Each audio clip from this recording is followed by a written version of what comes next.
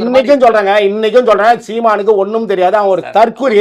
அவன் இன்னொன்னு அதிகபட்சமான வார்த்தை கிடையாது. நான் எங்க கிடையாது புக்கே படிக்க தெரியாது சொல்லிருக்கீங்க. உண்மையிலேயே படிச்சே கிடையாதுங்க. ஏன்னா நாங்க உடனே இருந்தவங்க.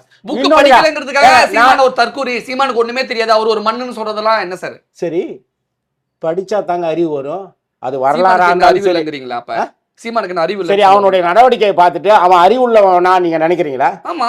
எப்படி சொல்றீங்க சீமானுக்கு அறிவு இல்லைன்னு நீங்க எதை வச்சு சொல்ல வரீங்க? அவன் அவனுடைய கடந்த காலம், இப்போதைய நிகழ்காலம், அவனுடைய நடவடிக்கைகளை பார்த்து தான் நான் சொல்றேன். எனக்கு தனிப்பட்ட முறையில் என்ன காழ்ப்புணர்ச்சிக்குது, எந்த கட்சி தலைவர் மேலே தான் விருப்பு வெறுப்பும் கிடையாது.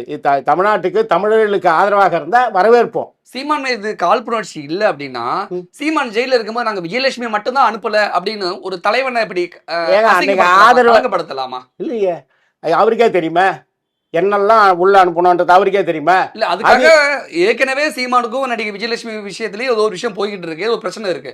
நீங்களும் எரியிற தேயில தமிழர் தொண்டர்கள் கோச்சிக்க மாட்டாங்களா? ஏங்க இவங்க கோச்சிக்குவாங்க, அவங்க கோச்சிக்கலாங்க, உண்மையை தான் சொல்ல முடியும்.